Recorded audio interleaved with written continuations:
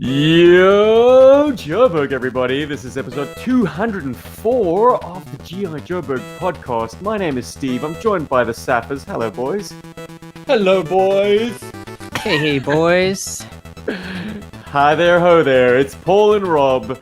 And tonight, today, this morning, this evening, whenever, we are going to talk the hot topic on everyone's lips. Yes, ladies and gentlemen, it's been a long time since we revisited our movie pitch episode, but with a major Hollywood release coming out in less than a month, it's time. It's time for G.I. Joburg to once again tell the world what kind of movie we'd rather see instead of Snake Eyes. Controversial enough? But this weekend past has seen quite a few developments. In line with the Snake Eyes news, we've had not one but two trailers drop with some significant differences between them. I hope you gents are able to speak on both. I think, Paul, you wanted to keep the one a surprise. Yes, I wanted to, but then, as it turns out, I was watching a YouTube video and it just played that trailer. Oh, well then. And Rob, and I was like, have you seen the second one?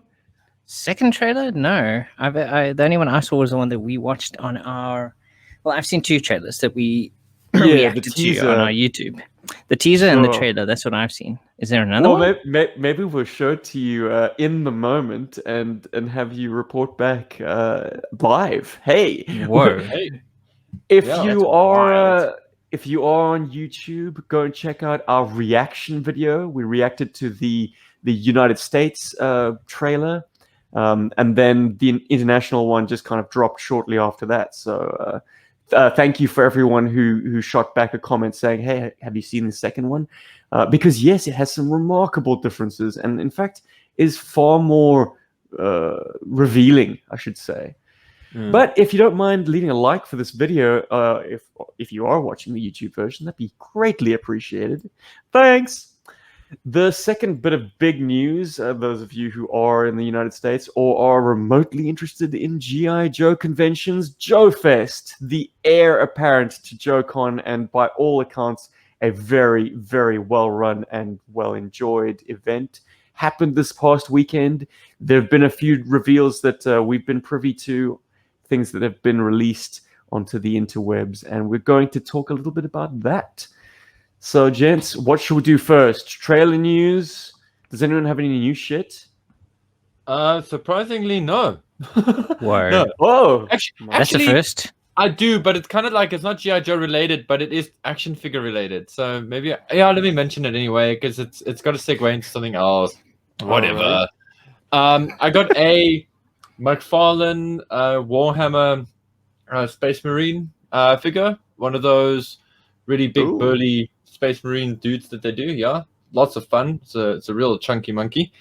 But I got it with a twist. I bought the artist proof edition because I want to paint up my own version, and that's actually a challenge that I put out to both Bart and Jim, and now we've roped poor Luke into it. So now we are all busy doing our own custom take on the Warhammer 40k figures, and you guys can catch that. That video is going to be dropping this week. We've already done a recording for the opening sort of introduction to the Warhammer stuff. So anyway, so that's pretty much my new toy. And sadly, there are no new He-Man figures in the stores yet. Only the outlying regions have them. I'm hearing rumors of a Scareglow and Evil Lyn in the country, that they are actually out there. But other than that, nothing exciting. Fascinating. And those are all non-Joe toys? Right, they're all non-Joe toys because none of my cool Joe stuff has landed yet. So, Gosh darn it. Why is this happening to us? And also my awesome Action Force figure, which I pre-ordered from Bobby a long time ago on his crowdfunding thing.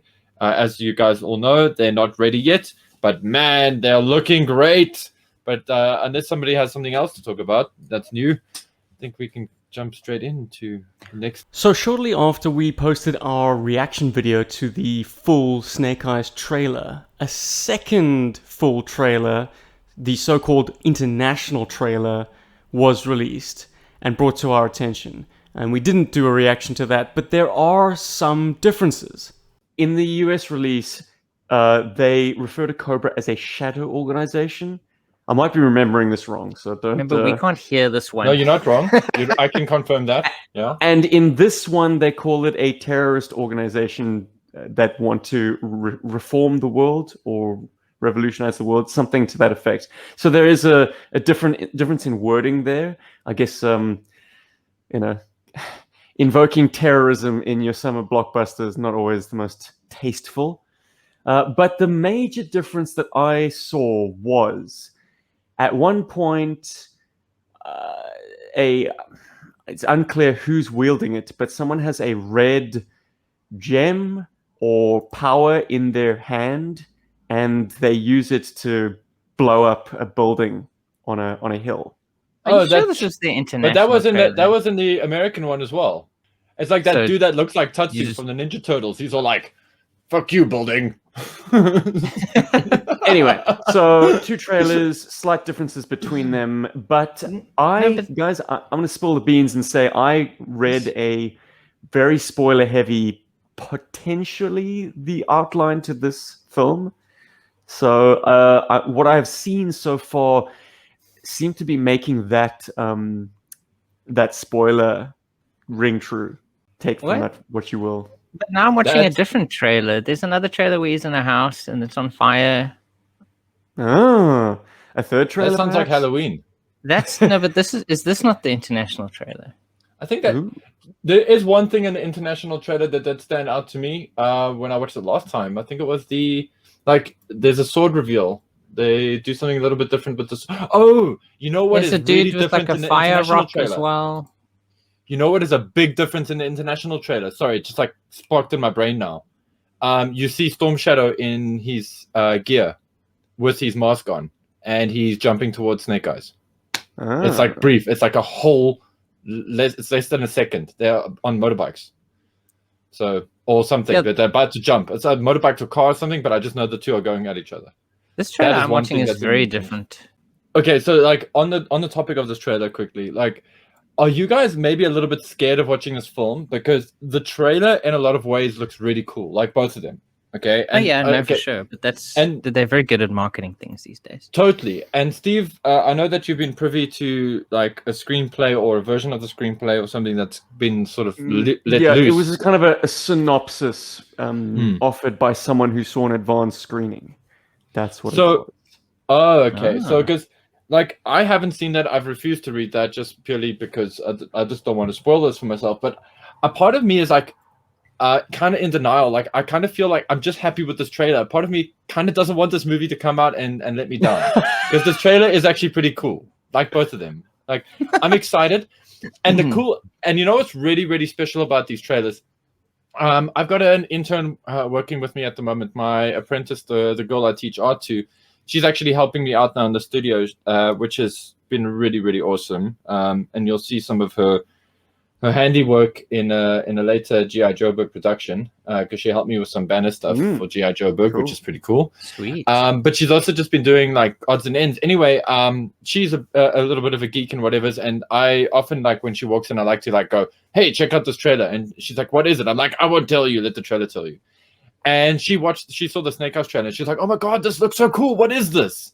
And I'm like, wait for it. And she's like, "Whoa, is that G.I. Joe?" And I'm like, "Yeah, that's G.I. Joe and Snake Eyes." And she's like, "That's so cool."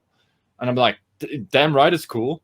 And then I did the same thing. I made Celia watch it cold as well. Like I made Celia sit through 2 Fast and the Furious 9 trailers beforehand. And she hates. Did you watch Furious 9? No. You just want to watch the trailers. I just watched the trailers because I just had to show Celia because I was like, "Hey, do you want to watch Fast and the Furious 9?" Because I was just like, a part of me was like, "Oh, maybe we should go and watch it anyway." And I showed her the trailers. She's like, "I'm not fucking watching that."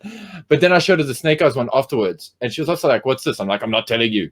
Like, what is it with girls in that? What is this trailer I'm watching? Anyway, why do she's they like, need to know? Why do they need to know? Yeah, exactly. And she's watching this trailer, and she's like, "Damn, this looks really cool." I'm like, and she's like, "What is it?" I'm like, "I'm not telling you." And then it goes, "Whoa, Snake Eyes." And she's like, "Wow, that's so rad. Are we going to watch that?" I'm like, "Yes." It's like, we're totally watching that. And so, yeah. Anyway, apparently not during lockdown though. Fuck. Sorry. But anyways, the point I'm trying to make is there are a few noticeable differences, and I'm noticing more and more that we are getting what the synopsis dealt with. And that could be a good thing or a bad thing. It's definitely a fresh thing.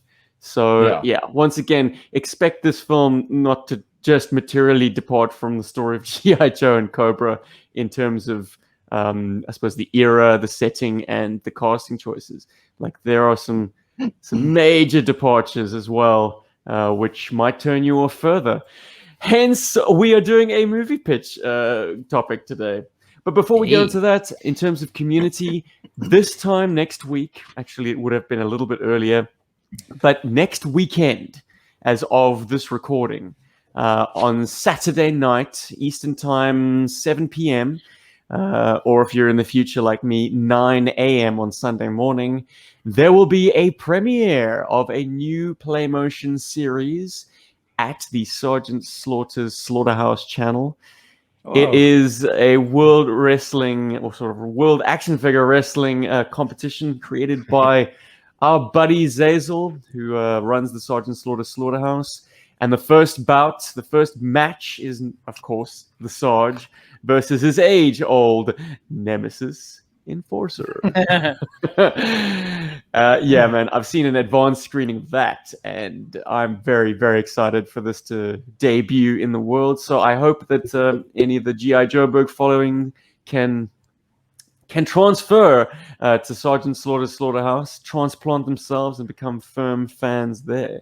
I'll certainly be there in the live chats, so it'd be great to see a number of listeners and viewers from this side of the fence there as well. The link to the wait page will be in the description below, and if it's past the premiere date, you'll be able to watch it. Hey! Free and easy. If you missed the live chats, you can catch it on the replay.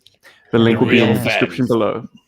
The real fans can check it out. The cowards can stay at home. Very, very good. Gents, shall we talk a little bit about JoeFest? Of course, we weren't there, but there are a few fantastical reveals that I'd love to get into. Just, because if you are hearing about it first on G.I. Joburg, you should be getting just as excited as we are. I'm going to lead the charge with some awesome images, once again, sharing my screen. So if you are listening to this podcast, maybe drop by the various social media outlets and catch up, because the images do tell a better story than my rambles. But this was the big number. It is a custom G.I. Joe HQ.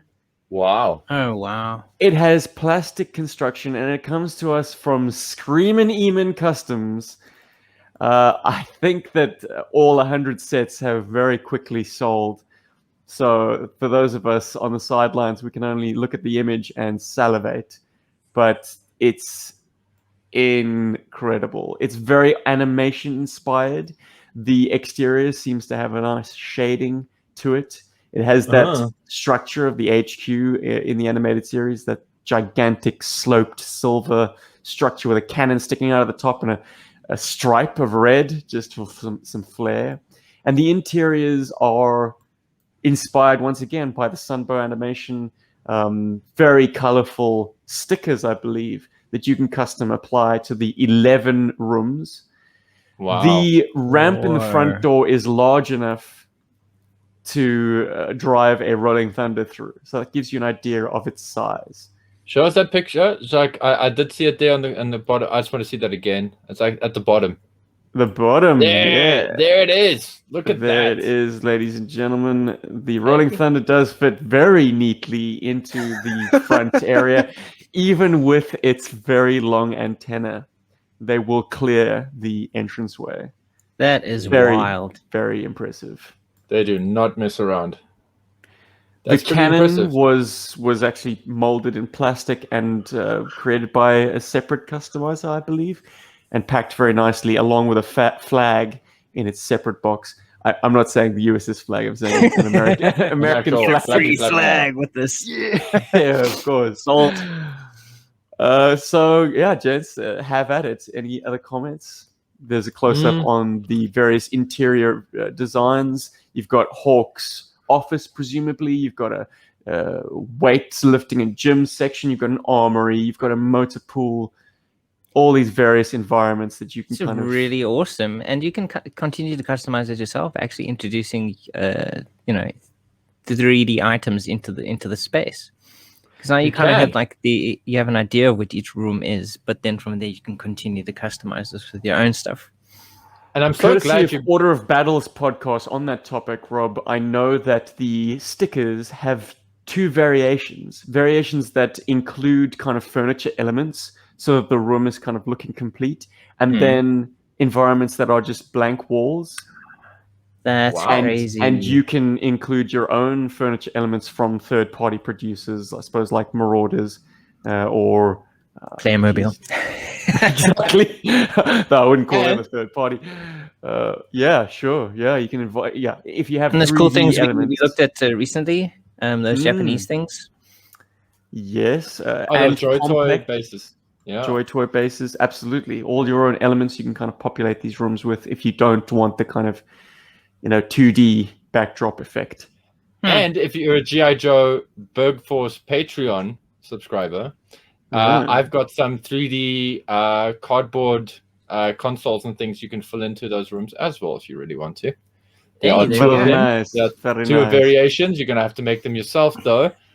Print them out, get them printed out. You can put them together with some glue, and you have a cool cardboard 3D computer console to slap into your awesome new G.I. Joe HQ set from the cartoon. And by the way, this is totally not like a inter-agency cooperation thing. I just totally did it because it would be fun to do. But it's great to see that this guy's done it. And I'm like, yay, I can make more 3D diorama stuff for the Patreons. So Gary in the chat asks, did he announce the next project he had been teasing? He did indeed. You're jumping the gun, Gary. Yes, so everyone going into JoeFest knew about this. It has been available online for anyone unavailable to attend. But, of course, that happened on the 28th of May. Oh, yeah, you could do that. What's next, gents? From Screamin Ehmann. What do you think he's going to do next, Rob? You guess first. I'll guess next. I would love it if you did the Callathon studio. That'd be amazing. The kind of Cobrathon. Oh, the Cobrathon. Really? Yeah. That's interesting. I was going to say Silent Castle, actually. I kind of feel like that would be like if you're going to do something better than this, or your next song should be a Silent Castle after doing this one. Well, but Paul, anyway, people might accuse you of having a sneak peek, but I'm pretty sure you're oblivious. No way! That's so Temple cool. is on the cards. Yep, the 10th October. Wow, that's very cool. End of October, they're looking to get the Cobra Temple into production and into people's hands. Wow! But everyone looking at that image, it's hugely inspired by the Silent Castle. I mean, no, these things actually probably happened the other way around. The Silent Castle maybe drew some inspiration from, because isn't that the Cobra Temple from the Master Vice? Yeah, but this is actually tricky ground now, hey? Because didn't Larry Hama say he specifically designed the Silent Castle to have certain features to it? Like he didn't want it to be. Yeah, so. Absolutely. I don't take anything away from the fact that the setting up the sort of the look Bible for the Silent Castle was entirely Larry's, but whoever did this sort of scenic design for the Master Vice kind of predated Larry's designs. I see something in our comments now as well. There's some cross-pollination.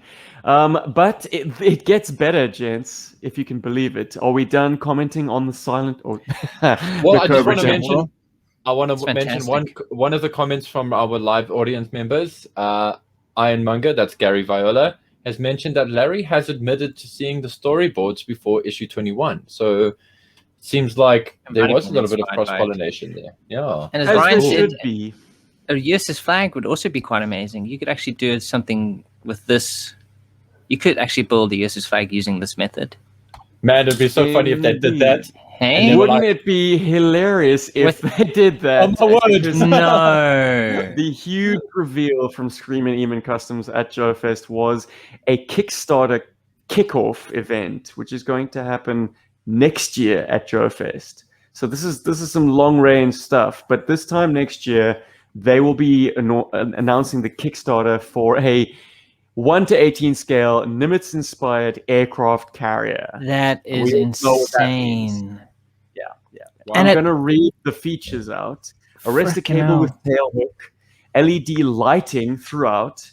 It has anti-aircraft gun and missiles, a hangar to the flight deck elevator, a hangar deck that fits F-14s and Sikorsky/Chinook style helicopters, a lower deck with launch that fits a full-size hovercraft plus more features. It's 3.5 feet tall. Sorry, its flight deck is 3 feet wide. It has the antenna and radar arrays. Elevated battle decks hold dozens of figures, and it has a 3-level island with a pry fly, bridge, and more. I'm not sure what a pry fly is. Sorry, my lingo seems to be a little bit slow off the mark today, but it has 100% plastic construction. He's not going to be cheaping out with cardboard or any other kind of boards. And it's 9.5 feet long, however long that is. Well, I'm half expecting them to like advertise that with like, put that in the ocean now, G.I. Joburg. Challenge gratefully accepted, but they're going to have to sponsor it because I believe you need to start saving now if you want to afford this Kickstarter. I imagine so, yeah. put $100 away from now, and you might be all right. Wow. Okay. Yeah, but I mean that's a month. It'd be worth it, I think. I mean, after seeing that the G.I. Joe base, and I imagine after seeing what they do at the temple, this will be insane. I think I'm definitely the target market for that temple. Like, I mean, how much was the G.I. Joe HQ? Was what, like $300? I think so. Yeah, about that, $299. Sure. Okay, so then one can assume then that the temple might be double that. Yeah, I'd say like $500. I'd imagine. And then I think the shipping on the other one, I think it said international was $80. So you probably upped that to $120. So say $600 and something in total. Yeah, but then this is a speculation. Yeah, that's speculation. I mean, I can always ship it to me through other channels that are a little bit more affordable. But yeah, $25. I don't know if you're gonna do better than $80 shipping, bro. I can do better than $80 shipping on one item, depending on how much it weighs. I'm pretty sure it's not going to weigh more than 2 kilograms or 3 kilograms. So it seems they've got lower decks that include CATCC, CVIC, an engine/reactor room, a galley, a hangar, a launch bay, and more. So this is definitely taking the sort of additions that people have done to their USS flags and running with that idea, putting it all in there, making them official, like really utilizing the bottom space that an aircraft carrier toy or playset provides. Well, and Gary in the comments saying a good stretch goal for the carrier would be a hull that allows it to float. So I imagine they wouldn't actually build this to be able to float. I mean, straight out the box, obviously. I'm wondering how many people in this world are crazy enough to put their flags to sea. Like, we've seen a lot of people do the skateboard upgrade to their flag, which I realized when looking at my blog was something that G.I. Joburg did as early as 2011. Just saying. But putting it to sea, that's ballsy. And Rob, if you recall that one day that we actually pulled it off, because it was actually one day, we had to get all our shots done in a record amount of time because, like, our various other attempts had been squashed by bad weather, too much wind, crowds, not enough time. Like, it was such a fiddly thing to do, and to trek the flag in kind of various parts, kind of a relay from the car park down to the ocean. It was but that was our experience. It was definitely a crazy experience. But I mean, I'm sure there are other people in the world where it'll be easier. You know, people. All I'm saying is it's not for the faint of heart. I mean, those few shots that we managed to get, we worked for. Oh yes. Anyways, gents, I think we've spoken enough about that. Are there any reveals from other third-party creators that are worth mentioning at this point? I believe VAnivers, they showed off the Series 2 of the figures that are coming out, I believe, in November. Oh, yeah. Oh, cool. I found a couple of pics, but only on Instagram. Well, to be fair, I mean, I was on Facebook on and off this weekend, and I didn't see a lot of this stuff on Facebook, but I did peek some of it. Well, I mean, it's only the day after at this point. So these pics come from McDowell. He was lucky enough to attend JoeFest this year, and they actually had all of the figures from Series 1 and Series 2. You could play with them. They were in hand. You can kind of take a look at them. Bobby was on hand to take notes, apparently. So what you're seeing now is a couple of the figures from Series 2. So first up is the Garrison Valkyrie figure, looking very, very, very cool. Very much these like are the bad guys. Someone over. I believe so, yes. He looks really cool. There's a Delta Force gear pack, which will complement the Delta Force figure, which I believe would be the green shirt of the VAnivers. We've got an intel report from Ryan in the chat saying that Wave 1 will be in hand in September. Whew, the long wait is over. Yeah, and Wave 2 fast. orders will start right after that. And they also have a Sergeant Slammer variant in the Action Force box. Nice, yes. Nice. So there's another figure. Trigger is a new figure for Series 2. And there's this guy. I don't know the name. He looks pretty cool. Part of blue armor and he's probably part of lower the legs. It's a bit like Starduster. Yeah. And then there was the second celebrity reveal, Duster, who's based off Tim Kennedy, who, if you aren't familiar with him, he's a retired MMA fighter and a current soldier. He's fought in UFC and Strike Force. He's quite a well-known dude. Sweet. And yeah, so he's the second celebrity to join the line, along with Sgt Slaughter. And they announced a variant for Series 2, a bare arm variant, and this is him. So you get not one, but two Sgt Slaughter figures in this line. And Sgt Slaughter apparently was at JoeFest this year, and he was repping the VAnivers. So that's pretty freaking awesome. Now, what I've got to say about the original release for the Sarge, I kind of can't get over seeing him wearing that many items of clothing. so to see some suns out, guns out, Sarge in a tank top, that works. I do approve of that.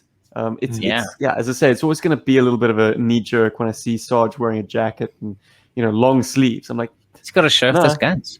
Absolutely. I mean, yeah, obviously Sarge's days in the ring have come to an end. He's a public figure now, but like in my mind, Sgt Slaughter, the G.I. Joe or now Action Force character, will forever be that like He-Man kind of physique, always running around the battlefield wearing very little. Yeah, obviously he's a whistle. Yeah. And another one of the bad guys, the new one, is Scarabs. Oh, the Scarabs are cool.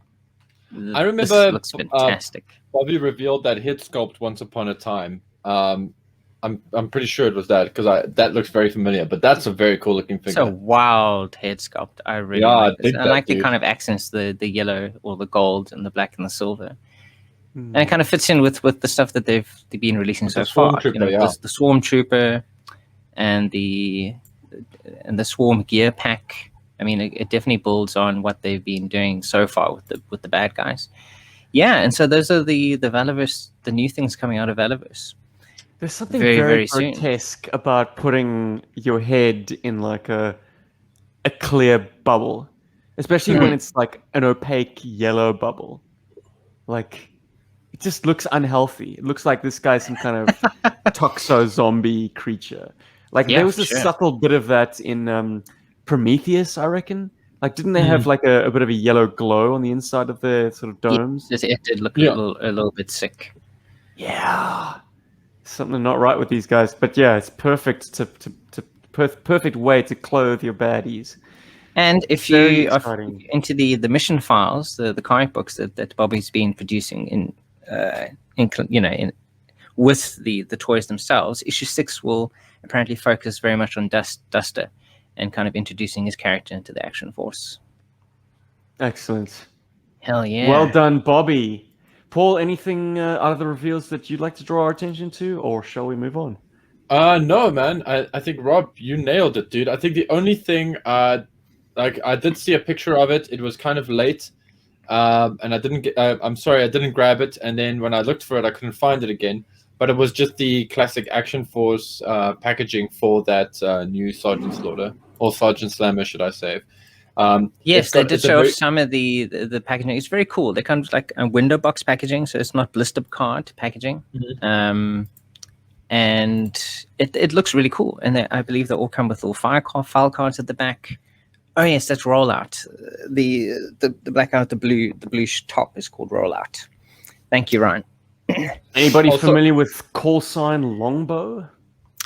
I'm not. Give me the 411. Well, these are the images that have been revealed so far. There are 6 figures. They are going to have a very classic O-ring style construction. Classic G.I. Joe. They'll be able to fit in nicely. Forgive me for saying this, and it is a very clear art style, but I don't think the art style necessarily sells this concept as well as these 2 bits of information that I'm going to sell to you right now. The first exciting thing that really tickled me, which turns me on to this line, is that it is distinctly set in 1986.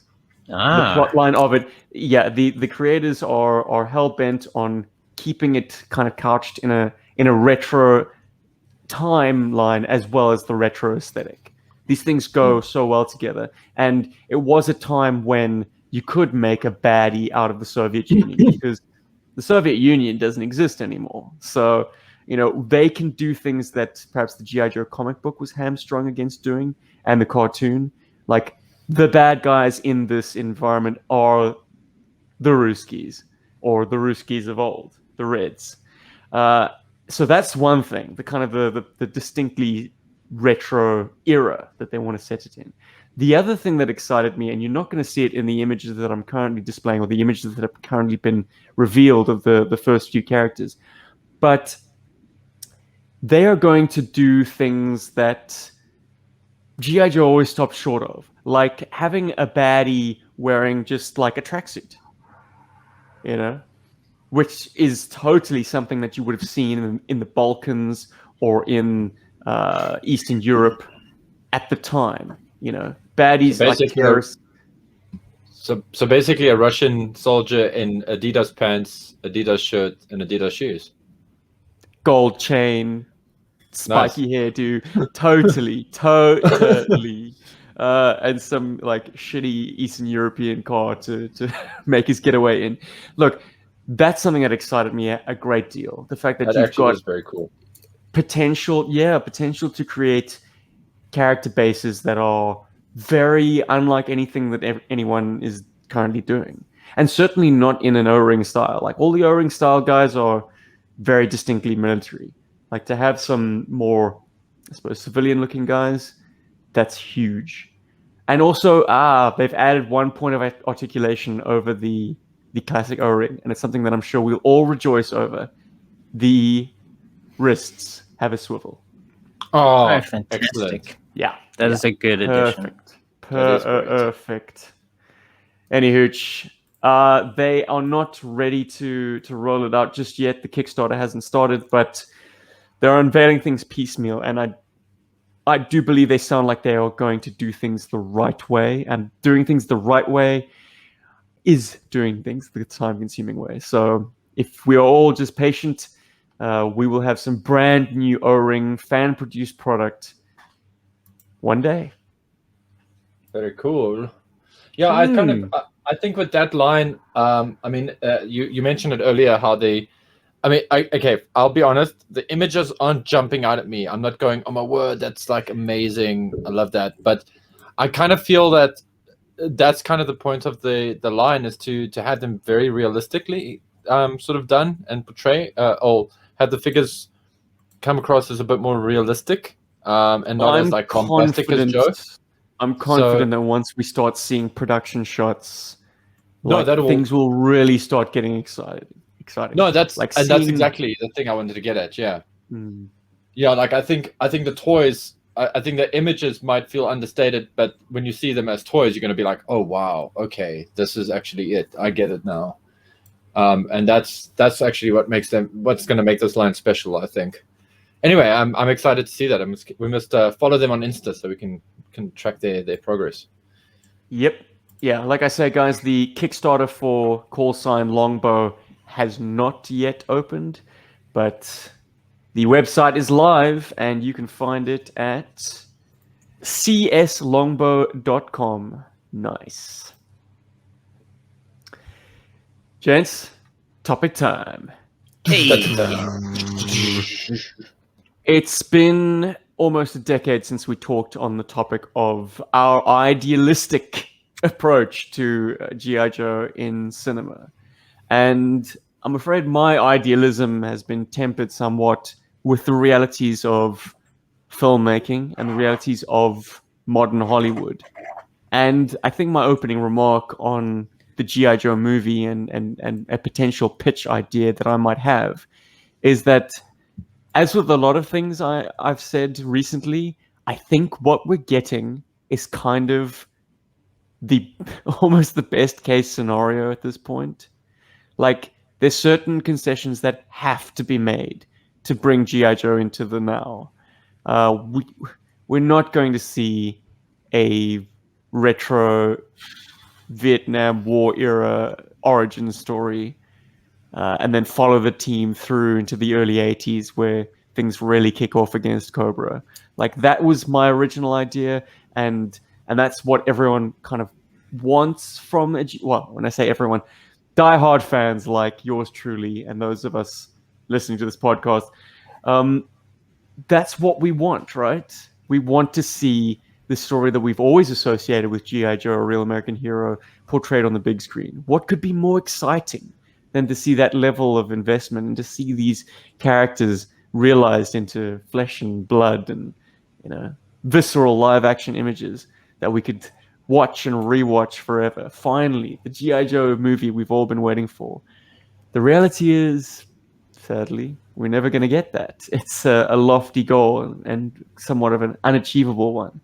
So given the kind of moderation that I've had to do to my own expectations, like, what we're getting in terms of a very tightly packaged martial arts / action flick, very much in the same kind of aesthetic as like a Fast and Furious or John Wick movie, is kind of the best we can do for now. At least there are Cobra symbols in it. Like, at least there will be some iconography that ring for us and tickle our nostalgia feels. But going around the mic, gents, of the now, what is your proposed G.I. Joe concept, pitch? What do you think would work alongside what they are putting out? I must admit, going into this, I was thinking of playing the whole, I want to break it out of a movie and make it a very cool, like, TV series kind of vibe. And then, kind of keep it like a short season, like a 10 episode a season kind of thing. But but let's focus on it being a movie instead. And thanks to the Marvel universe, or Marvel Cinematic Universe, I feel like filmmaking has changed a little bit in that you don't have to make one big movie and then have the big bad sequel for that movie. You can kind of have an introductory movie and then kind of build into different characters. And I think what I would like to see is, I would like to see like a G.I. Joe film right now where, instead of it being like the whole formation of G.I. Joe, or should I say the formation of G.I. Joe is like an underlying thing, kind of like the Avengers. Like, we kind of, if you're a fan, that they're going to become G.I. Joe. But I think it would be awesome if the G.I. Joe sub-teams, for example, existed before G.I. Joe. So, for example, something like Night Force, or, God forbid, Battle Force 2000, or I mean, I know technically that's out of canon, but like, if you think about it, like if a film based on like the Night Force, and you got all the characters from the Night Force, and they were on these like hectic missions, and you got to get some like landmark moments. That could be an interesting thing if they get brought into, they all encounter Cobra, and then another Special Forces team also, joins with them, and then they become, like they start forming G.I. Joe slowly. That's one way of doing it. And the model I would use for that, and you're going to laugh at me a little bit, aside from just the Marvel model, and I can't believe I'm saying this, and I'm not a fan, I swear to everybody listening to this podcast, but Fast and the Furious does kind of do that quite well. I hate to say it. Because Fast and the Furious has got a way of like building up these different sort of character teams and then putting them all together for things, and then like they can still take two of their characters and make a spin-off movie, and it's actually quite a lot of fun. And I kind of feel like a G.I. Joe universe could work like that, like you could have Chuckles and Scoop and like maybe like a Duke or something like that, working on some kind of crazy mission, or they get tied into, they get drawn to each other because Duke has to go and like maybe do something, and Scoop's like being all nosy, and then Duke has to like save Scoop a little bit, and then finds out, no, actually Scoop is a pretty hardcore soldier himself, and then they do a whole bunch of stuff, and that's kind of like, it's nothing like totally coherent, it's more conceptual. That's where I'm coming from. It's like, I think that would be interesting for G.I. Joe, how it could go forward. Yeah, I think it's really difficult to kind of let go of the whole 80s aesthetic, because it fits so well in that time period. With Cobra having these kind of weird out there tech stuff, but it seems like you can't market like period piece movies that much anymore, as I think Steven's kind of coming from. Certainly not in the mainstream. Yeah, it kind of has to be said right now, and you go from there. It would feel fuddy-duddy and like throwback, and also like real-world conflict does not a kind of inviting summer blockbuster make, it seems.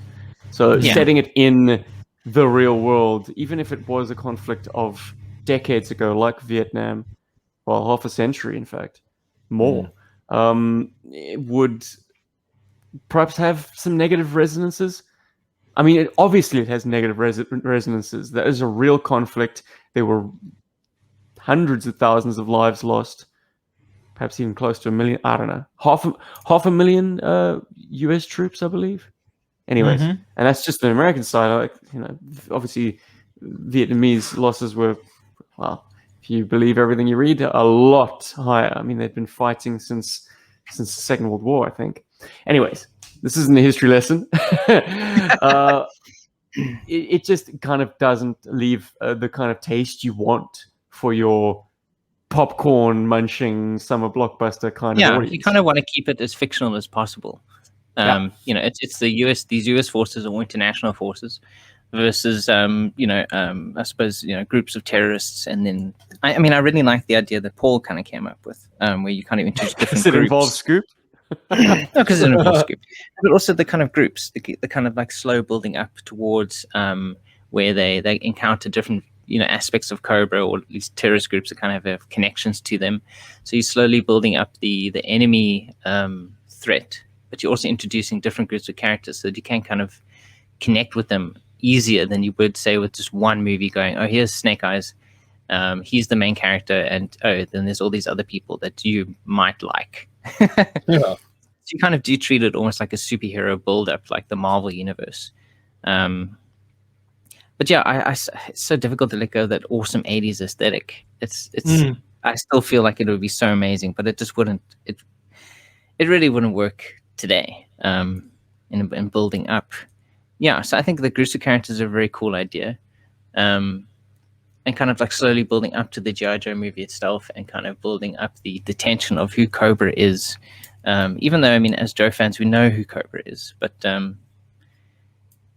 mean, you keep it modern, you keep it fast. I mean, you can kind of make it very humorous, I think, at the same time.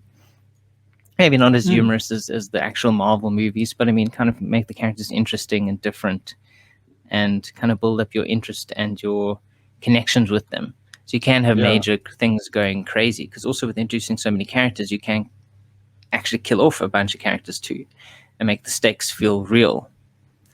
More real, so say, than in the Marvel movies, where eventually you'll kill off maybe a character, but it's only at the end.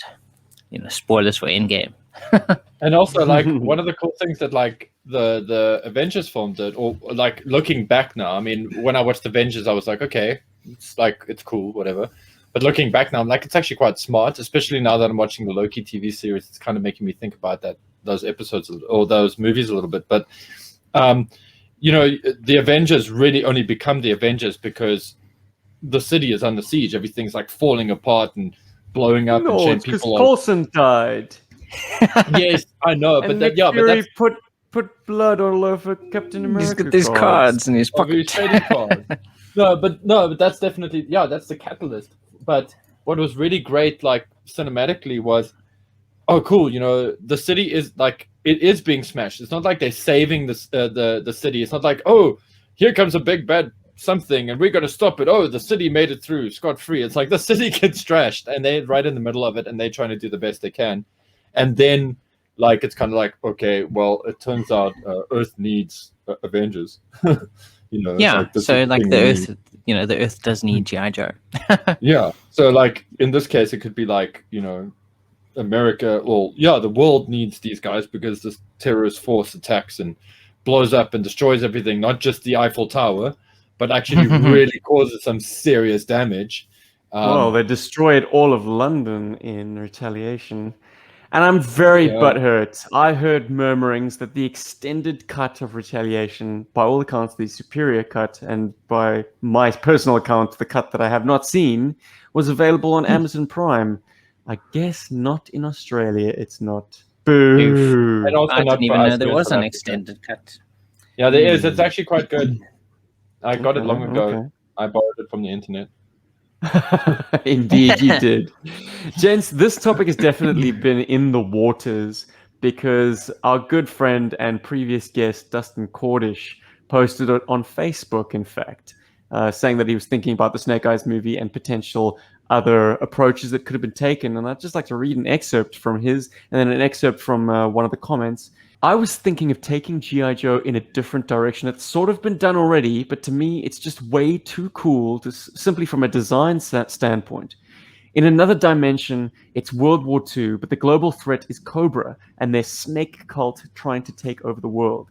A scrappy band of soldiers from several nations are assembled to take it down.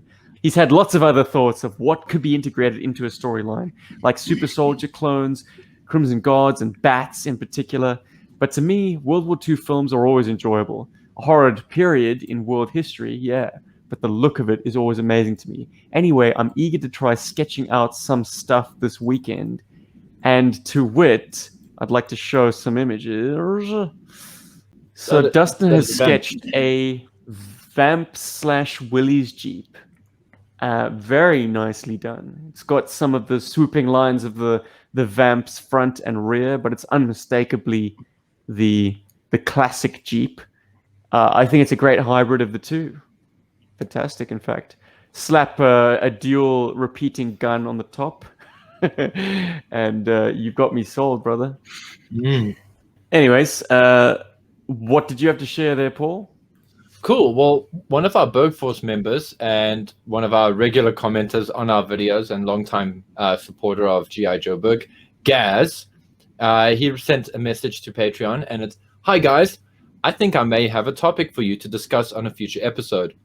As far as I can tell, and I'm only partially through your catalog, that you touched on this in a debate. I was thinking for a topic, if Hasbro handed G.I. Joburg the reins to the G.I. Joe/Hasbro Cinematic Universe, what would you do story-wise, crossover-wise? Would you cross G.I. Joe with Transformers or not? Mask? Would Venom be an offshoot, a terrorist organization, or just a criminal organization? And the many other properties they have, how would you handle them? Thanks, Gaz." So yeah, so Gaz is like, how would we do a crossover, like, and from anything in the Hasbro-verse? I think, I mean, the way that at least we've been kind of talking about it so far tonight is it sounds like we are kind of building on a Hasbro-verse, as it were, but just using G.I. Joe. introducing different sub teams. I thought that was a really cool idea, and you could do that with the rest of the Hasbro VS Transformers. I think you could definitely have Mask in there as well. Kind of teaming up with G.I. Joe to kind of take on Venom. You could even have Venom as the first enemies that they face together, and have Cobra be the enemies after Venom. As kind of like the even bigger bad guy. Yeah. And then I suppose that eventually you can have different team ups and stuff like Decepticons and Cobra. I actually saw a really cool picture recently. I wish I could have found it, but where someone mocked up a Megatron, but as Cobra Commander, like Megatron looking like Cobra Commander. It was really cool. I've seen that. Yeah, that was a really cool picture. See if I could find it. Yeah. I think you definitely could bring them all together. Hopefully, redesign the Transformers to look more like Transformers than the Michael Bay. ones. I love the idea of crossing G.I. Joe over with Transformers. And also the Mask thing. I mean, that's totally down. But one of my favorite sort of crossover comics is IDW's take on G.I. Joe versus Transformers, or I think it was just Transformers and G.I. Joe, and it's set in World War II, and it's really, really cool. Yeah, and the aesthetic is like spot on. Like, I love the design of everything there. It's very dark. It's got a very like old school military comic style, but it's sort of like a modern version of an old school comic style. Well, that kind of feeds into Dustin's idea as well. It does. In an alternate reality where World War II continued, maybe. And then you're gonna love this comment from Michael Sweat as a follow-up, who says that for me, the perfect model on which to base a G.I. Joe movie is the film Where Eagles Dare.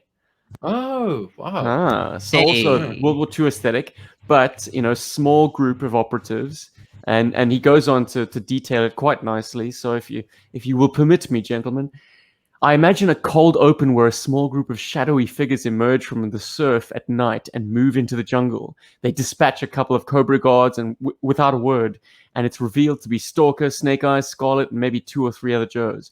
As they move deeper into the jungle, a flashback shows the briefing where Hawk instructs them to infiltrate Cobra Island, secure an objective like a prisoner or a doomsday weapon, and then lower the defenses to enable a full-scale assault. Then you just watch the team move methodically through the jungle, scale a cliff, enter the dungeons of the Citadel, etc., while taking out the occasional patrol. Meanwhile, you get just a couple of scenes of Cobra leadership talking about their plan. Eventually, the infiltration team cuts loose, and a battle ensues as they bring down defenses 2/3 of the way through the movie. Then we see the cool vehicles launching from the flag and meeting the Cobra forces on the water, land, and sky. They cram in as many quick shots of as many different characters and vehicles as possible, but keep jumping back to the main infiltration team, who have now discovered, oh no, that there's an even graver threat that must be stopped before a countdown. The Joes kick ass and just barely escape the island in time to relax exhaustedly in a transport back to base. A mid-credits scene confirms Cobra Commander survived and will have his revenge. So yes, pure action, non-stop, very much kind of a real-time approach. So this doesn't span dozens of years or months and various locations. It's very much visceral and in the moment and in the now. I think that's great. It would make for a movie that I would watch and watch and watch basically on repeat, particularly if you manage to cram in as many vehicles and characters, even if it's just a cameo. Like, I think for my particular movie pitch when it comes to G.I. Joe is that it's not G.I. Joe unless it's got a Tomahawk in it. It's not G.I. Joe unless it's got a Night Raven or a Sky Striker or a Rattler or a Terradrome. Those designs are essential. So while it falls short of necessarily a pitch idea, I mean, Michael's given us a perfect vehicle right now. I think I'm almost going to just ride that one and just underline the fact that in this retelling or the idealized G.I. Joburg presentation of a G.I. Joe film, you've got to include the vehicles. They are every bit as important to character as Snake Eyes and Storm Shadow are. That's certainly another excellent approach. It's not actually worrying about building up stuff. Because there have been successful war-type movies where you're not so much worried about knowing every single character and what's going on. It's more about the action of the moment. and what's happening in the movie itself. I mean, I think a very good example of that would be Black Hawk Down, where there are a lot of characters in that movie and there's a lot of stuff happening, but it's more about knowing what they're trying to do, what they're trying to achieve very clearly, and kind of just following them on the ground as they go and do the stuff that they're trying to do. Because G.I. Joe is a huge property and there's lots of characters. You don't have to have it be super character focused and building up over hundreds of movies. You can literally just jump into the action, go crazy, and go from there, essentially. You do have to strike a bit of a balance with tone, though, because Black Hawk Down, in being such a realistic portrayal, kind of made everything very beige. You have to pay close attention to know which team you're dealing with. Is it the SEALs? Yeah, I mean, it doesn't have to be. It doesn't have to be exactly like that. I'm just using that as an example of. Oh, it's a great example, and very much like style. It's action that's unfolding very much almost in real time. So that's a great idea. Add to that the colorful characters, costumes, and vehicles. Yeah, exactly. All the recognizable vehicles. Perfect. There you go. And also, incredible. I'd also like to to throw a few of these in there, just just for the visual fun of it. But you mentioned like something like the Tomahawk, and at every available opportunity. We have a forthcoming premiere review. The wait page is available on YouTube. I'll link it below. I was going to unveil this next week, but hey, why not set a reminder now? Yes, as part of the Iconicon, G.I. Joburg will be premiering its review, long awaited, if you ask me, of the Tomahawk. A mutual friend, Ben from the Out of Timers, but most specifically Talking Joe, one of the founding members, he cannot believe that G.I. Joburg has not done a review of the Tomahawk yet, because he knows that I'm a huge fan. So yes, it's time. It's time to finally. That has to do with our original, I think, methodology was not to do reviews of things that had been reviewed quite a bit by other people. Exactly. So that's kind of why we necessarily left it by the wayside. But it's also got a different approach as well. So it's not just a review; it's something else. It's G.I. Joburg. But let's not overhype it. Let's just say that finally you get to hear G.I. Joburg's voice on the Tomahawk, and I think that in itself is kind of special.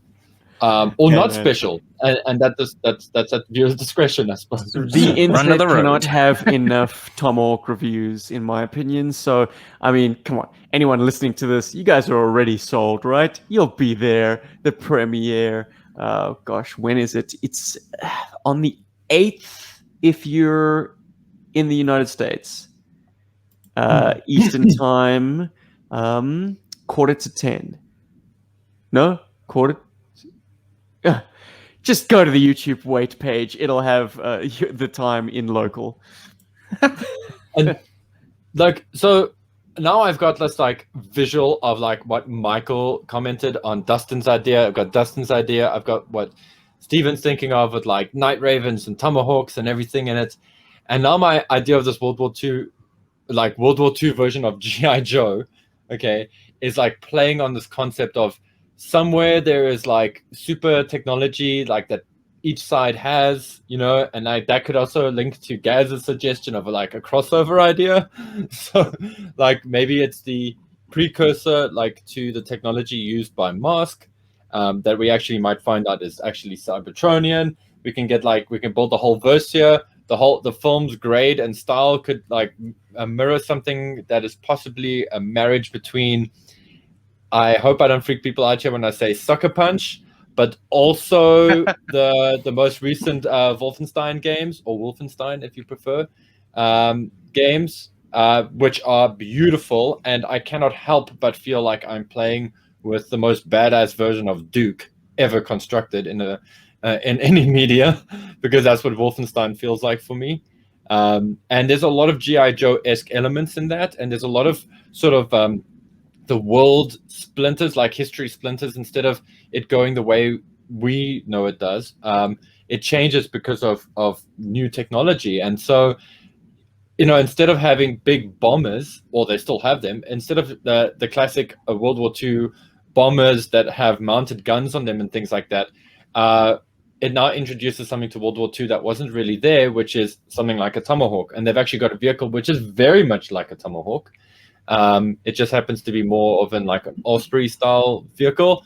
But I mean, it's got a door gun and it drops you into the area and it helps get you out. And it does all kinds of amazing G.I. Joe-esque action figure vehicle things that are so cool.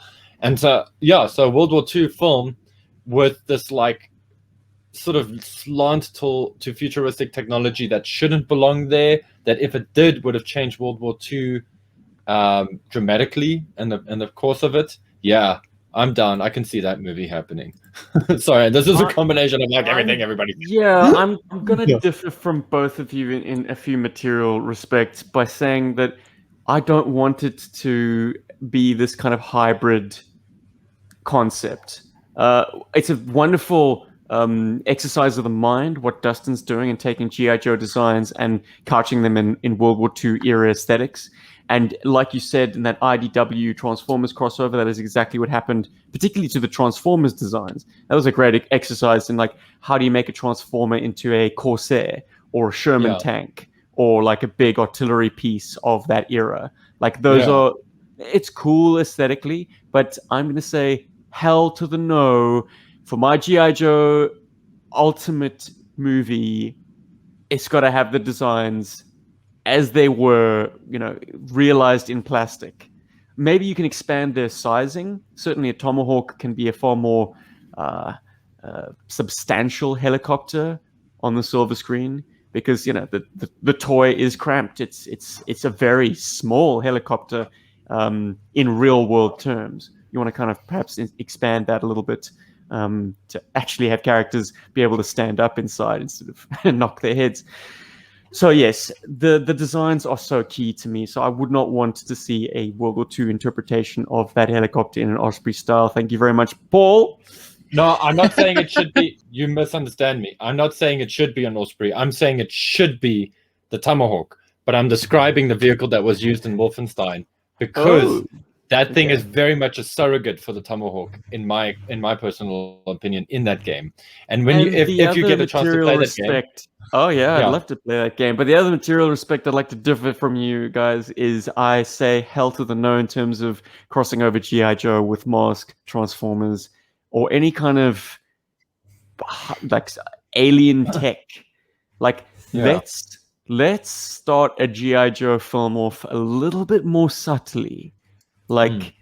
As Michael alluded to, a small team of elite operators doing something highly skilled. That's what G.I. Joe is about. That's the core play pattern of G.I. Joe. Larry Harmon knew it. He knew it all too well. I mean, in Operation Lady Doomsday, G.I. Joe issue number 1, it was a small team infiltrating an island held by Cobra to stop a lady with a doomsday device in her head, and these teams then paved the way for a massive assault to come later. This is the play pattern suggested by G.I. Joe. You have these individuated characters. You're not dealing with huge armies going toe-to-toe against one another. You're dealing with small skirmishes and really getting into the nitty-gritty of these characters. That is G.I. Joe to me. The second you start introducing huge galactic stakes like the Transformers and Cybertronian tech and some kind of doomsday world-ending weapon, you've lost me. I start, my eye line starts drifting to the exits in the cinema and to my popcorn and to my telephone. If you want to really engage me, keep it personal. Keep it small scale. I think that's somewhat of what Snake Eyes is trying to do, but having read the advance synopsis as I have, I fear it might be trying to do too much. It might be trying to have its cake, eat its cake, and still have cake. Come the end of July, you will all know what I'm talking about, for good or for ill. But I want things small scale, and to do that right, I was daydreaming the other day and thought, the best way to take this Snake Eyes movie, and in spite of all that it might do to twist people's canonical view of what G.I. Joe is, all the kind of damage it might do in that respect to the longtime fans, if you want to undo all of that, if you want to save the day, as it were, and give every single classic old school Joe fan like yours truly what they've always wanted from a cinematic G.I. Joe experience. All you need to do to save this film is for the last 20 minutes to be a cinematic one-for-one recreation of the silent issue. That's the climax of your Snake Eyes movie. Rescue Scarlet from the Silent Castle. Very little dialogue. You open with a C-130 high above the mountains, and in the belly of this red glowing craft, you see a silhouetted Snake Eyes with goggles, I might add. So get all the signifiers right. You know, you've built toward this moment. You've had the friendship. You've seen finally, front-ended the friendship of Storm Shadow and Snake Eyes deteriorate. And you've reached this point in the last 20 minutes of the film where Storm Shadow has Scarlet as his captive and has taken her to his new masters, Cobra Command. Just give us the silent interlude. That would be spectacular. I'm getting hairs on the back of my neck just thinking about having those moments realized in live action. Of course, it's not going to happen. Wake up, everybody. Pinch yourselves. But, it's the perfect thing because it's not era-specific. It's not dependent on anything. This film already presupposes Cobra's existence, so you're not having to create a backstory for Cobra. It could literally have meshed well, regardless of what, chicanery they do in this film, what kind of other stuff they have around the Ashikage and G.I. Joe. If you bring this conflict to a head just with those three characters and a smattering of Destro and Cobra Commander just for good measure, it's not going to happen, like I say. But that was my daydream, and you're welcome, everyone. You're welcome to share my anguish. I wouldn't be surprised if there is a little bit of a homage to the Silent Castle in that movie somewhere. I would not be surprised if there's just something. I'm not talking about an homage, man. I'm talking about a one-for-one recreation. I know that there's a guy doing a stop motion of it currently. Or he has. In fact, there's a stop motion on YouTube. Yes, I will link that as well. A recreation of the silent interlude. But that just got the wheels turning in my head. Imagine if they can open up the next movie with that. I mean, they could, and then we'd be on board as well. Absolutely. Even if you storm out of the cinema immediately thereafter, that, if they do it right, is untouchable. It's a good opening to a movie. I mean, it sets up all the conflicts. It sets up, it's Cobra very Bond, a little bit.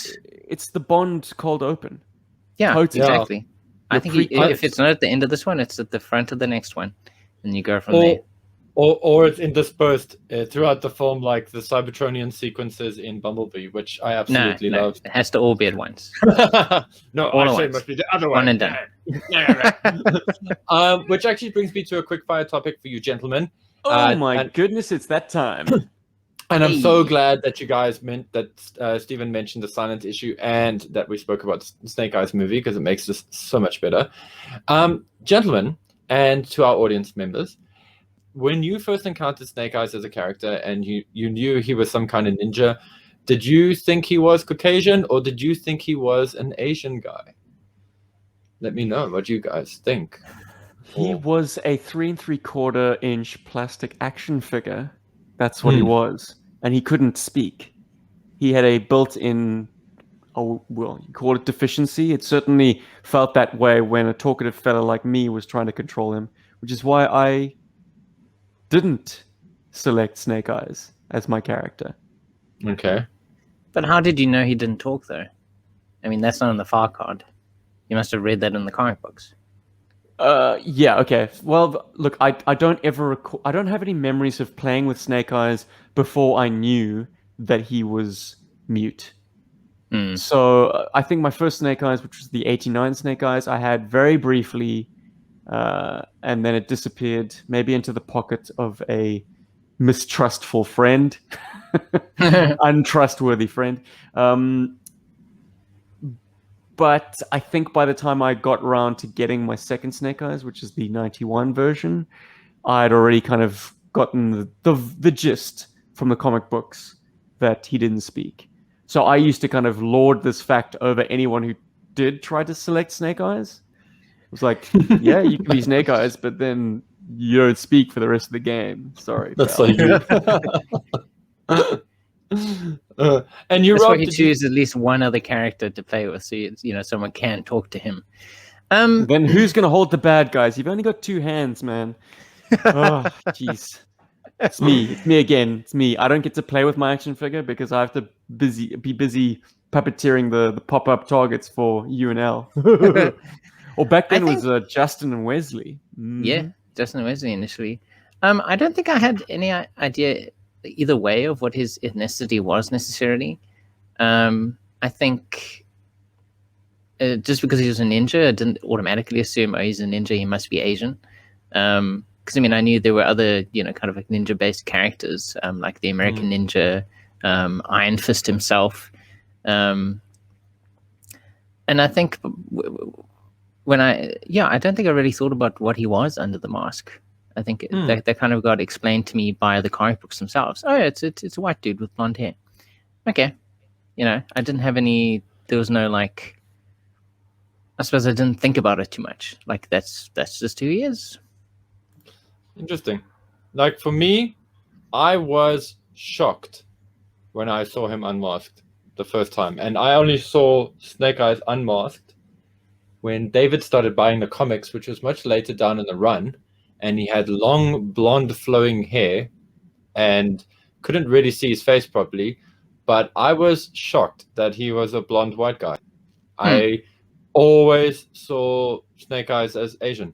And it's never mind like just the ninja side of it or anything. I just always felt that he was Asian. And I think it had to do with somewhere, I think it was because we had my first Snake Eyes was I keep getting this mixed up and I'm sorry, but it's like I keep saying 88 and I think I mean 89 version of Snake Eyes or 88 version of Snake Eyes.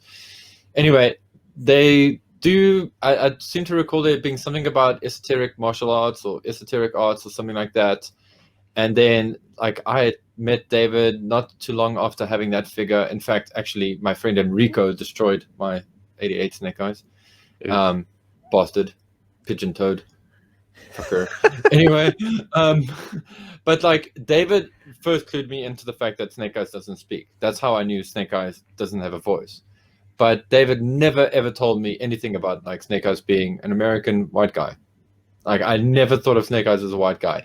And that's why it's interesting, like with all of this stuff that's popping up now, it's actually brought a lot of those memories back. And I was like, oh yeah, I never thought of Snake Eyes as like a white dude. Just never did. And somewhere, and I remember when I was in school, a friend of mine, Lee, and my other friend, Sheldon, they were also like, yeah, he's totally like, well, at that time, all Asians were Chinese, apparently. But because, we're kids and we're stupid, we don't know anything better. And so for them, they were like, yeah, no, he's Chinese. So, I don't know. That's interesting, yeah. So, I think then, the kind of the choice of actor for the film, is neither here nor there. He can really be anything under that mask, really. At least based off the original concept of the character. Yeah, and that's kind of the thing as well. I think it's important that like it also doesn't really matter, because I read it in somebody's Facebook post in a response to what was posted on that article with Larry, and I think it was actually one of our G.I. Joburg regulars and supporters that mentioned it, and I can't think of your name, so I'm sorry, but they actually said like Snake Eyes is like kind of in a weird way your proxy, like he's in essence a character that who you are, you imbue that figure with character. And I think that's also kind of the point. It like doesn't really matter what ethnicity Snake Eyes is, it's his character that matters.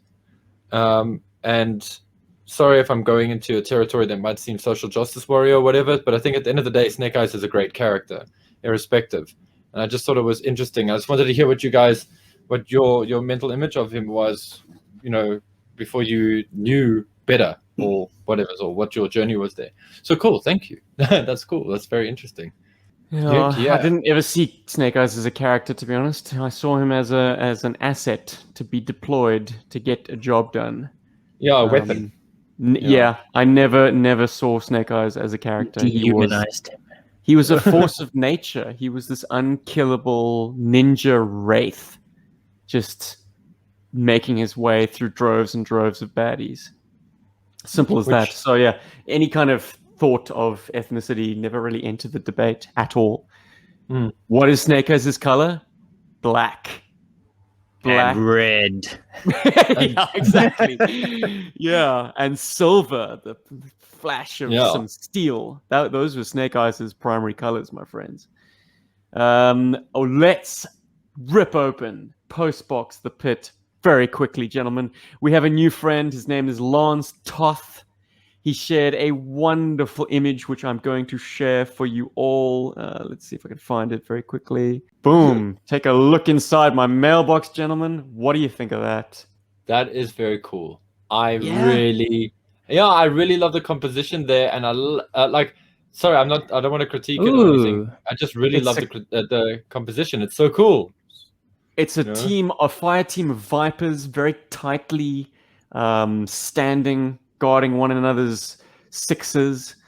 You've got the commander, so I call him the commander because he's got a sidearm kind of elevated above the rest, popping off some caps on his pistol and holding his very cool Viper rifle off to the side. The other guys are all just kind of taking aim beneath him, and there seem to be some discarded barrels.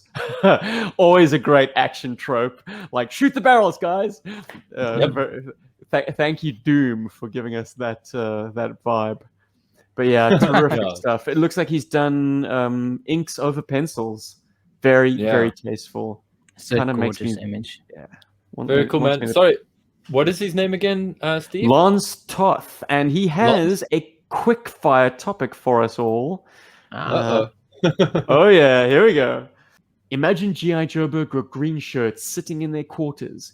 In comes General Hawk. He tells you that there are 4 splinter cells of Vipers that are invading South Africa. Each of you are going to be on a separate special ops team tasked with taking out the splinter cells.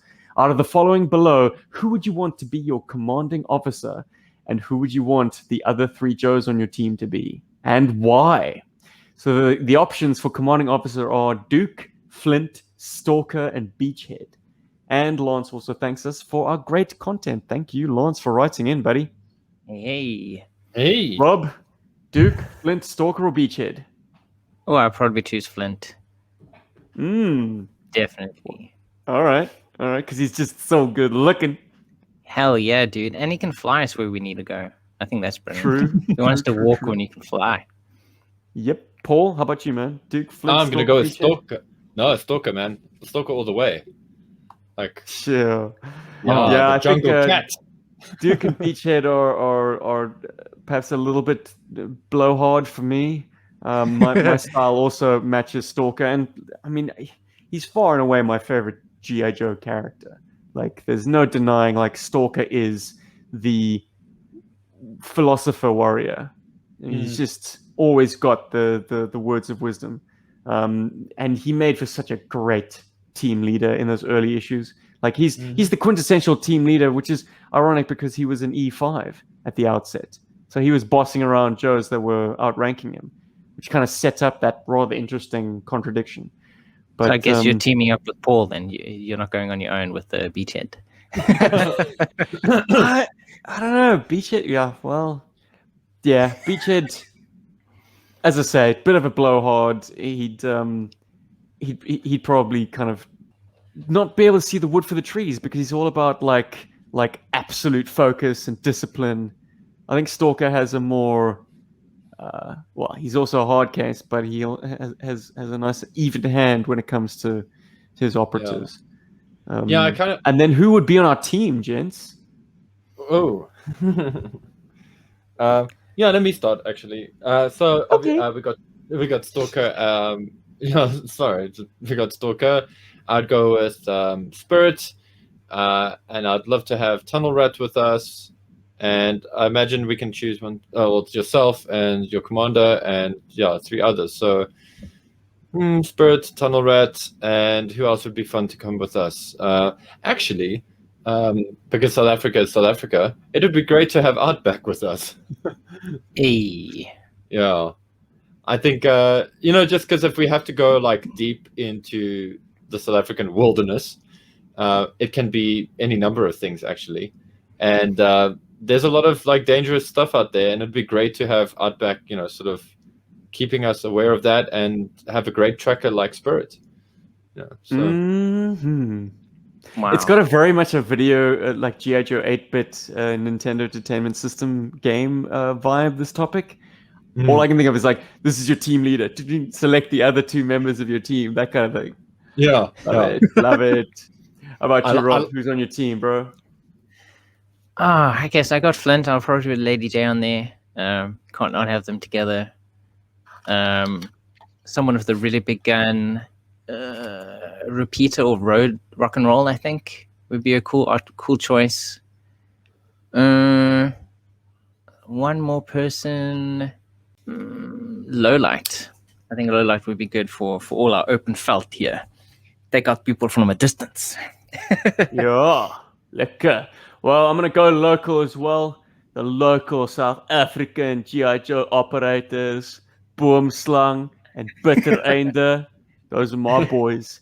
And when you got those 2 boys in your team, you don't need nobody else, my bro. Except for the ambulance. Yeah, exactly. Exactly right, my son. Now, here's our mission briefing, courtesy of Falcon. Mission brief times, Joburg. There's a maggot on the loose and we need you to squash it. Gather your team. Who's on your crew? What vehicle are you going to take?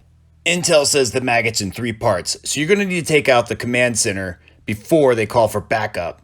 Be on the lookout for that fast attack tank, and be aware of the long-range cannon. So, what's your plan, fellas? Yo, okay, who wants to take out the command center? Oh, wow. I think, let's go for the command center. I think I'd probably take Fast Draw, someone who can kind of get in there real fast, maybe hit and run.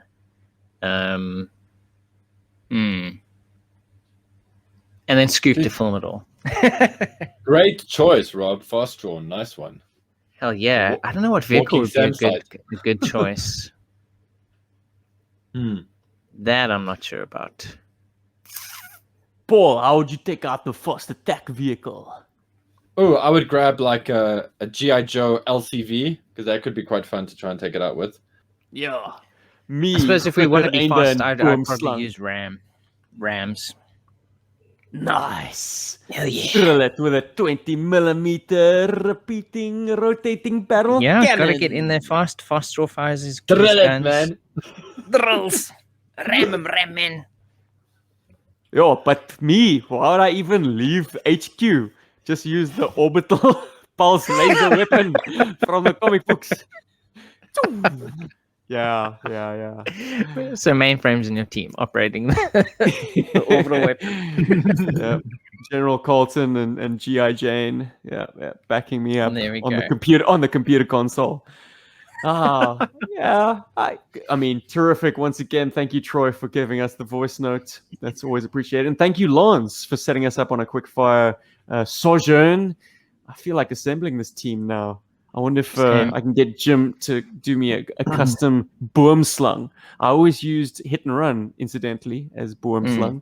A boomslang is a tree snake, a very venomous snake in South Africa.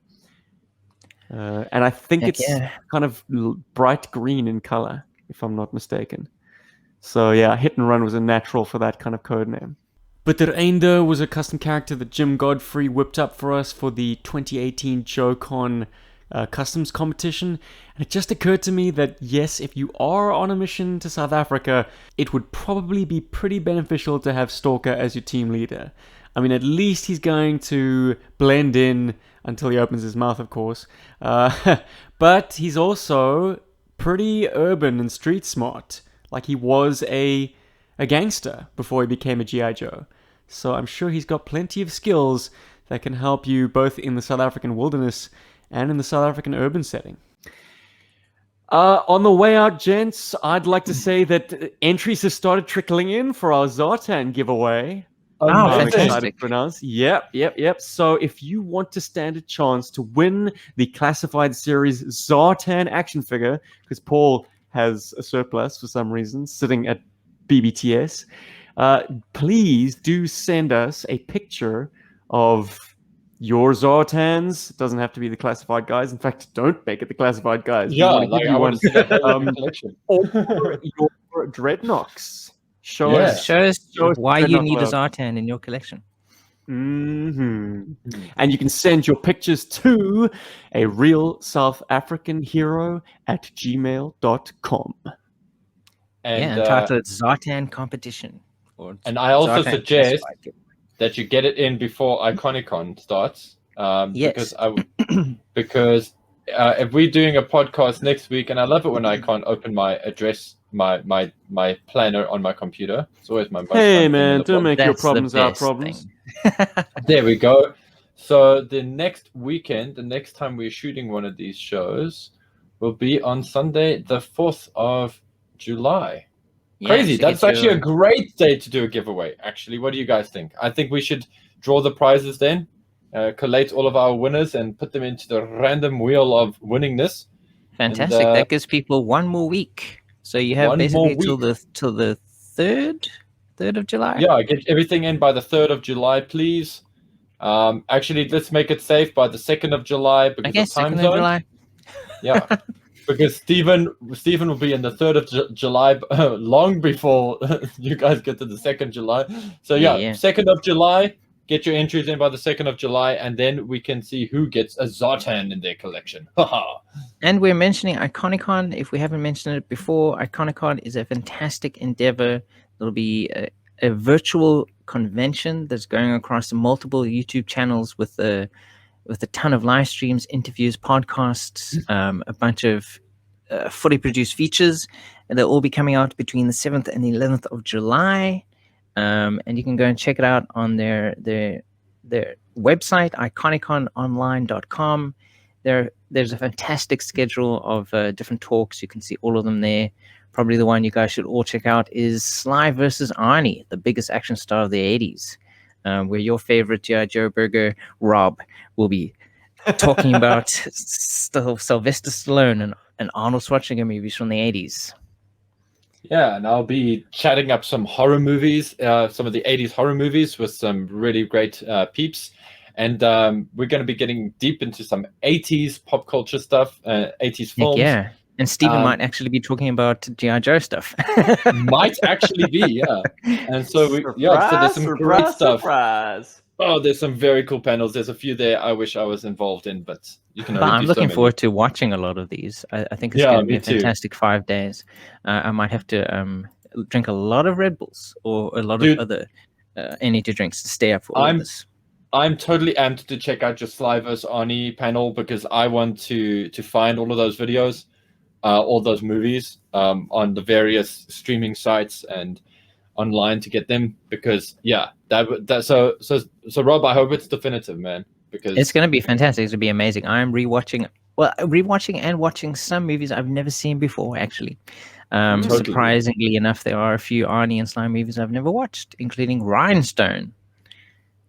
And there's some fantastic horror movies that I've been discovering thanks to getting ready for this panel. Although that is great. And I can with some confidence say that there were only 3 movies in the 80s panel that they mentioned that I haven't seen or refuse to watch. For our own part, G.I. Joburg will be hosting analog toys, retro blasting, and reclaimers vintage toys for the Great G.I. Joe Comics Debate. The wait page has already been set up on YouTube, but it'll also hopefully through StreamYard be available on Facebook. That'll happen a little bit closer to the time. But if you do want to watch it on YouTube, you can already set up the reminder. And we ask the question, are issues 51 to 101 of the G.I. Joe Real American Hero comic by Marvel superior to the first 50 issues? Wow. Retroblasting and Reclaimers will be proposing the motion, and myself and Tony from Analog Toys will be opposing the motion. So if you want a definitive answer, well, guess what? You decide the outcome. Yes, it will be a viewer's vote decision, but hopefully we'll have some pretty compelling arguments going both ways, making it a very, very difficult vote to take. This is fantastic. A lot of stuff to look forward to. And also a reminder, if you want to join the awesome Berg Force, come check out our Patreon channel, where we have, well, you can join us, you can support us on Patreon, and you can join the exciting Berg Force, and you can be part of our live audience, and you also get access to stuff like, well, let me start with the most recent edition. I've been dropping some of the G.I. Joburg music into the downloads for the Patreons only, for the Berg Force only. And we did the first one, which is called Tomahawk, the Whirly Bird mix. And so that's out. And I intend to do these at least once a week or once every second week until I run out of music.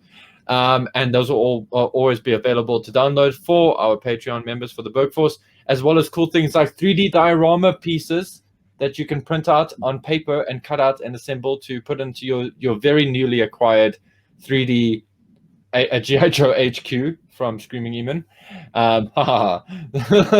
And if being a Patreon supporter is not your thing, or it is your thing, but you want to show off how much you love G.I. Joburg and how much you dig cool G.I. Joe merchandise or G.I. Joe themed merchandise, inverted commas, then go and check out our merch store. It is at teespring.com. The link is in the description below for both the Patreon and the merchandise store. And yes, ladies and gentlemen, I have heard your requests. I am working on the next 2 new G.I. Joburg shirts. I have seen one post on Facebook, which is heavily motivated, one of the designs, and I have had a few private comments for another design. So see, you can catch those soon. No reveals yet. Keeping them a secret. Anyway, that's if you want to support us, you can check that out. Thank you very much. Robbie, anything to add on the way out, my friend? I think that's about it. Iconicon, Patreon, t-shirts, competition. The competition, the premiere of our Tomahawk review, which will be coming out during Iconicon, and hopefully one of those t-shirts is a Lamprey t-shirt. Paul, is it Lamprey peeing on things? I'll say nothing. Excellent. Fantastic. Thanks for listening, everyone. Thanks for joining the conversation. Scroll on down to the comment section below, wherever you see this podcast, and let us know what your idealized movie pitch idea would be. Sky's the limit, guys. We're using our imaginations, yo. Catch you next week. Hell yeah. Hummer and hummer, just like a bumblebee. Yo, Joe. Berg.